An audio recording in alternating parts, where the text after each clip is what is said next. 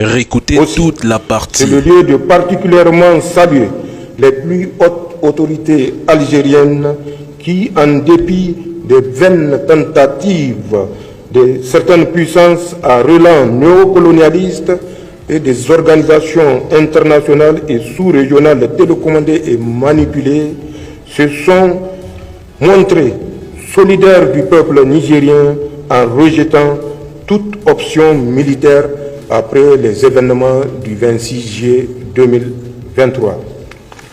Excellences, Monsieur le Président, la position prise par votre pays pour le respect de la souveraineté du Niger et de ses choix politiques internes vous honore votre gouvernement et le grand peuple algérien.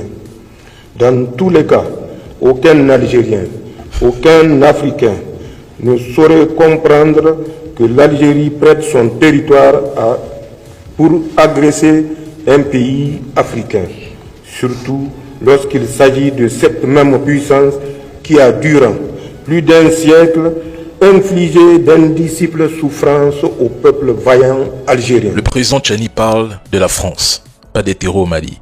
Cela nous ramène au célèbre débat entre l'Algérie et la France au moment où le président Tchani a mené son coup de libération en 2023.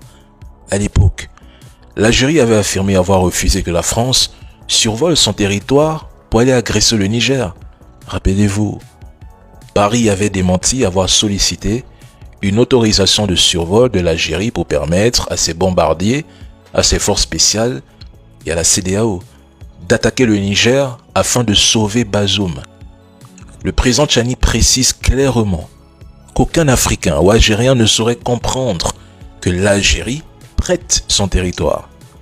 Prêter son territoire signifie mettre à disposition son sol, son espace aérien, ses bases militaires ou ses infrastructures pour permettre à une puissance étrangère, en l'occurrence la France ou les États-Unis, d'agresser le Niger, le Mali ou le Burkina. Cela suggère que l'Algérie a effectivement refusé que les avions français survolent son espace aérien. Il le dit clairement, sans ambiguïté. Il ne parle pas des terreaux au nord du Mali, non. Il parle de 2023. Les trolls. Je sais que vous haïssez l'AES, mais le président Tchani, c'est un président loyal envers ses partenaires maliens et burkinabés.